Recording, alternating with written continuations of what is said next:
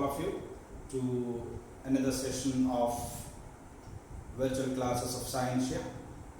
I am Shabu Subramanian, welcoming all of you to the discussion of numerical problems and concept-wise problems related to Coulomb's law and the associated aspects like dielectric constant we have studied in the last session.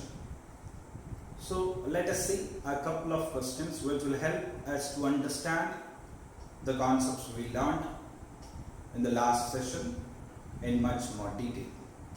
So I welcome all of you to the discussion of problems related to electrostatics. So we are into the questions of numerical problems of electrostatics. I will invite you to the questions one by one as a session-wise session, increasing from the basic level to the higher level to the higher level, which will be useful for you to attend your board exams, increase your confidence in the subject, and also to appear for certain entrance exams. So the first question I am going to ask is related to something which is very much known to you all, that is related to hydrogen atom. Hydrogen atom. The question is very simple. What is the force between the particles, electron and proton, inside hydrogen atom? So our problem is to find force between electron and proton of inside a hydrogen atom. Electron and proton inside a hydrogen atom. So this can be solved with the help of Coulomb's law. We will see how to deal with the problem. Let us start solving the question using our concepts. We all know that hydrogen atom is the basic atom, or the first atom with atomic number 1. That means one proton is there at the nucleus. We can assume that the center of the nucleus is with one proton, which does only one proton at the center, and one electron is revolving around it. This is what we have studied. So we can call plus one unit of charge is centered at the hydrogen atom and one negative charge is revolving around it. So this much aspect we all know. And we know that charges on proton and electron are equal, but they are of opposite type. So this is a positive charge and this is a negative charge. And to solve this problem, sometimes the value of the radius of the hydrogen atom will be given. Otherwise, you should know the value of Bohr radius or radius of hydrogen atom that you will be studying in Bohr atom theory, even in chemistry as well as in physics. So the Bohr radius is equal to 0.53 angstrom. 0.53 angstrom. I hope all of you know what is angstrom. So the value is 0.53 into 10 to the power minus 10 meter, because 1 angstrom means 10 to the power minus 10 meters. So we can say that the distance between one proton and electron is nothing but that is the Bohr radius. And we all know the value of charges of proton and electron. We can write it as plus or minus 1e as plus or minus 1.6 into 10 to the power minus 19 coulombs. So we have got the inputs right now. Now let us see what is the force exerted between electron and proton. Obviously that is an electric force, or we can say a Coulomb force. The formula for Coulomb force we have studied right now, which is 1 by 4 pi epsilon naught Q1 Q2 divided by R square. This is the formula. Let us substitute the values. We can substitute the values of 1 by 4 pi epsilon 0, which is 9 times 10 to the power 9. And Q1 and Q2 both have got the same value. I put it as 1.6 into 10 to the power minus 19 times 1.6 into 10 to the power minus 19, or we can put it as a whole square divided by 0.53 3 times 10 to the power minus 10 the whole square. Solving this, you will get the value 9 times 10 to the power 9. 1.6 the whole square is 2.56 times 10 to the power minus, say, 38. This value 0.53 times 0.53, you can multiply that one, and the value will be something around 0.25 times 10 to the power minus 20. This is an approximate value which I have taken. I can do one thing, I can solve these two as 0.25 and 2.56 approximately 10. I can take the value. 10 to the power minus 38 and 10 to the power minus 20 will give me 10 to the power minus 18 and 10, this will give you 10 raised to minus 17, 10 raised to minus 17 and 10 raised to 9 will give you value around 9 times 10 to the power 9 times 10 to the power minus 17 will give you 10 to the power minus 8 Newton. This is the force of attraction between an electron and proton. An approximate value, approximated, you can use calculator or logarithm to find out the exact values. So this will be the value for an entrance exam. The value will be very much close to the given value. So 9 into 10 to the power minus 8 Newton is a 4. We can say that the proton is attracting the electron towards the center, or the force is attractive, that is force is center. We can say this much electric force is acting as the centripetal force inside the hydrogen atom, which enables the electron to revolve around with the proton. So we have seen how to use the Coulomb's law to find out or to estimate the value of electric force between an electron and a proton. This value will be slightly greater, so you can take that value by multiplication in the proper manner. Okay. So that is the problem of hydrogen atom. Now, the next question we are going to see is a question related to the relative permittivity or dielectric constant. Relative permittivity or dielectric constant.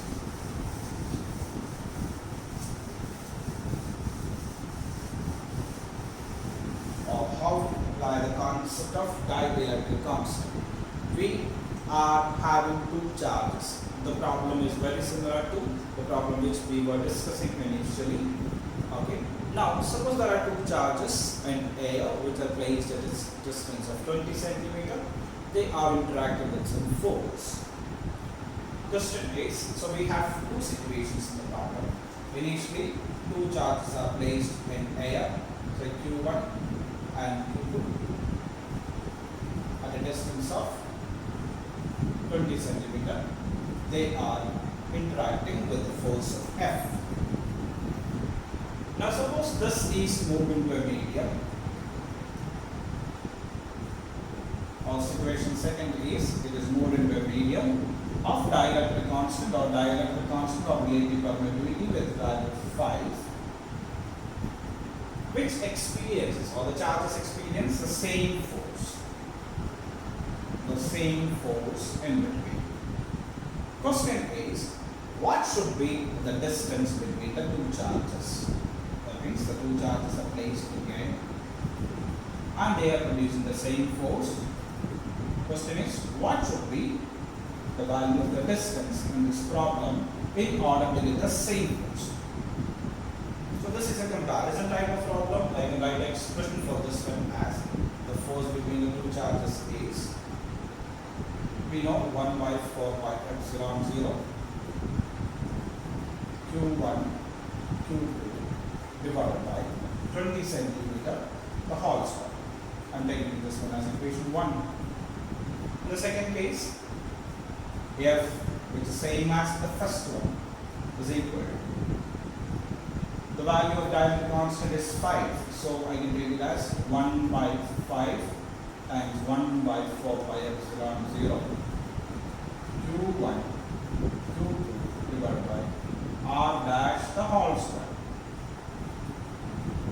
problem what is given is this equation 1 and equation 2 are equal. Equation 1 and equation 2 are equal. Equate them. So we can say 1 by 4 by epsilon 0, one both sides will get cancelled. Q1 and Q2, one both sides will get cancelled. So what I am getting is 20 centimeters square is equal to 5 times r dash the whole square.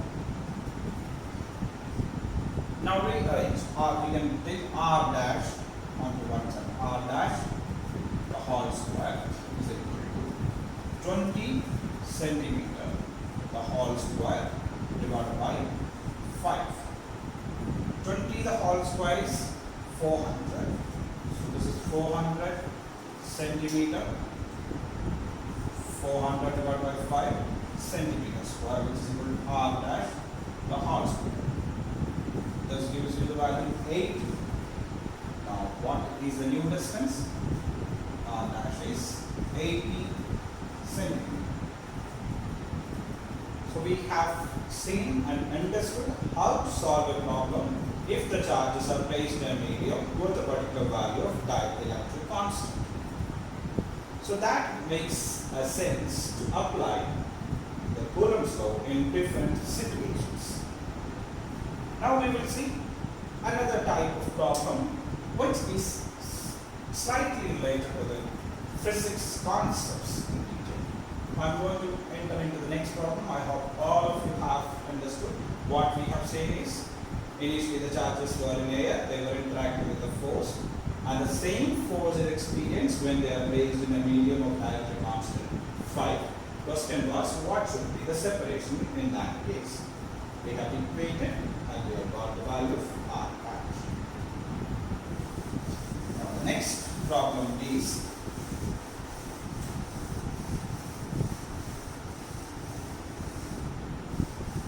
this is something related to a mathematical concept which is very much useful in physics always, which is a concept of maximum value, minimum value, or a constant value. Maximum value, minimum value, or a constant value. The problem is a charge Q is divided into 2 parts. That is, it is divided into say Q, and the other part, previously the other part will be Q minus Q. And now they are kept at a particular distance such that the force between the two charges is maximum. That means the two charges Q and Q minus Q are kept at a distance R, and it is given that at this particular instance the force between the two is maximum. Force between the two is maximum. This is the question. So what is done in the problem? Charge Q is divided into 2 parts, Q and Q minus Q. They are kept at a particular distance R such that the force between them is maximum. The problem is to find the value of Q in terms of small. Find small q in terms of capital. This is the problem. So what we have seen in this problem is a charge Q is divided into 2 sections or 2 parts such that the force between them is maximum when they are at a distance r. To solve this problem or this type of problem, I would like to say, whenever you are getting a value like a particular quantity is constant or maximum or minimum, you know that maximum out of many is a constant and minimum value is also a constant. Maximum is a constant and minimum is a constant.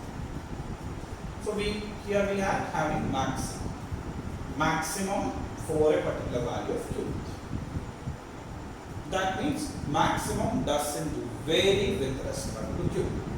Maximum doesn't vary with respect to Q. Or I can say that variation of force with Q is equal to 0. Variation of force with Q is equal to 0. What does that mean? Mathematically, that means rate of change of force with respect to Q is equal to 0. Rate of change of force with respect to Q is equal to 0. Okay, what is F? For the above situation, I can write F as a constant A Q into, that is Q1, Q2 is Q minus 2 divided by R square. Substituting this one over here, we will get d by dt of K times Q into Q minus Q divided by R square is equal to 0. That is, rate of change of force with Q is equal to 0. We have substituted for force, we got this expression. Here this is a constant and this is a constant, so that can be taken to 0. So this becomes like this. Multiply Q into this bracket, I will get d by dq of Q into Q is Q minus Q into Q is Q square. This is equal to 0. D by dq of Q into Q will give you only Q. Just like 2 into x differential will give you differential with respect to x will give you 2. Q into Q differential with respect to Q will give you Q. D by dq of Q square. X square will give you 2x, so Q square will give you 2. So arranging, you will get Q is equal to Q by 2. So in this problem, what is the value of Q? The small q has got a value of Q by 2. So Q minus Q also will be equal to Q by 2. So for that condition to happen, what is the, for force to be maximum, the divided charges should have equal values. That is also another mathematical concept. So you can do that one either using the calculus or you can do using the concept. Division will give you the maximum value if the charges has got the same or charges is divided equally. So we have seen a problem in which constant, how to analyze a constant, the variation of constant. This will appear in many type of problems in, particularly for competitive exams. Now let us move into one more question related to the same concept, in which we are going to see a balancing of forces. The next problem is balancing of forces.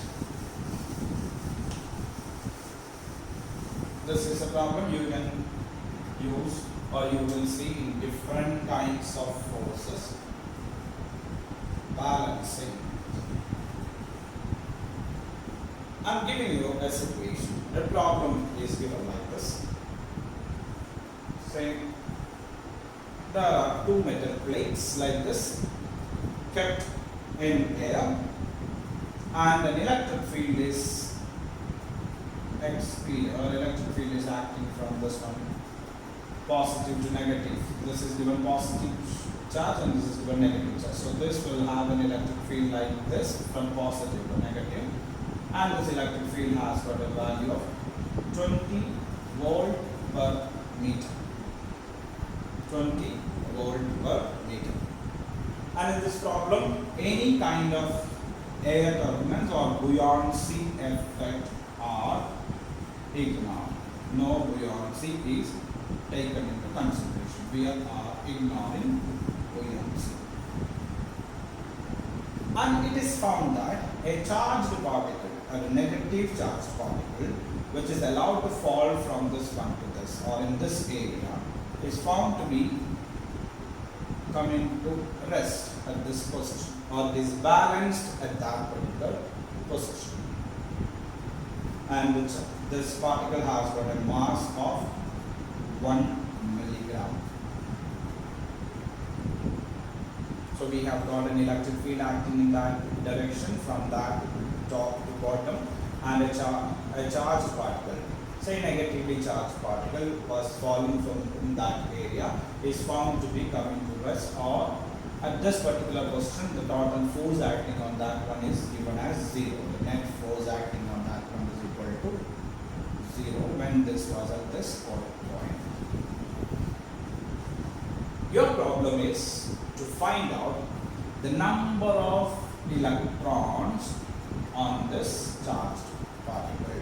The number of electrons. Find the number of electrons. Find the number of electrons.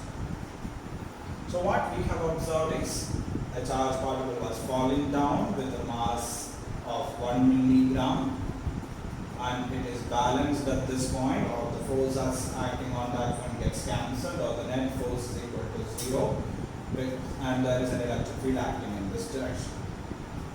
You have to find the number of electrons. How to approach this problem? You have a charged particle which was falling in this way.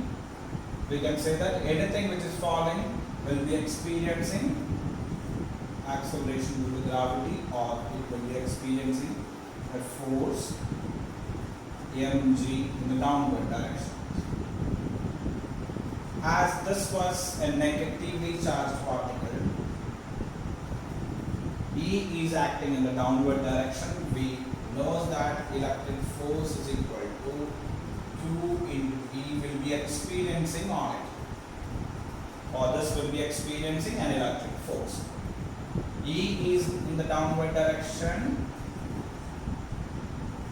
F is equal to, this is already given that it is negatively charged, it is minus QP. So if E is in the downward direction, this will be experiencing a force in the upward direction.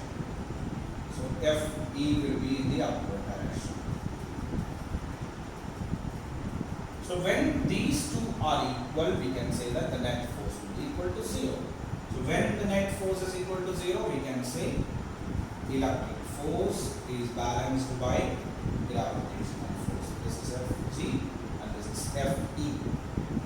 Now our problem becomes very simple for us. We can say QE is equal to mg.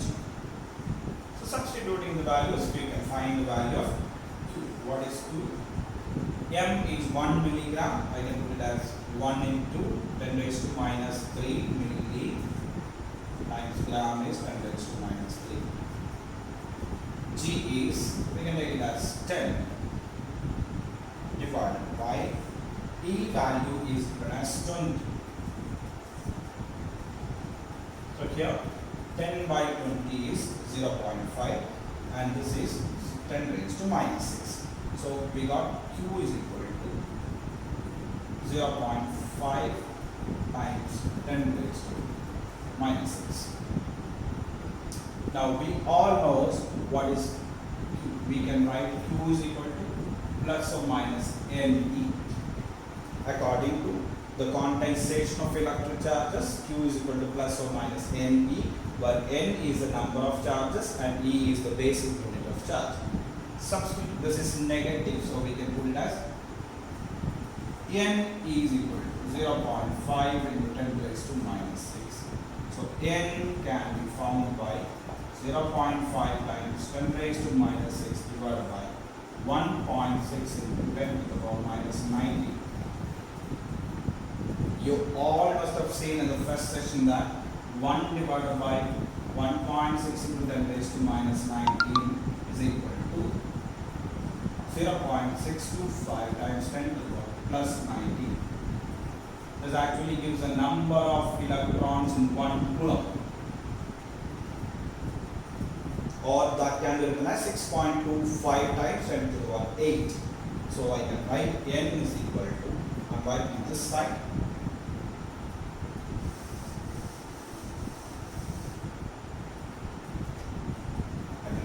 n is equal to 0.5 times 10 to the power minus 6. 1 divided by 1.6 is 0.625, or I will write it as 6.25 times 10 to the power plus 8.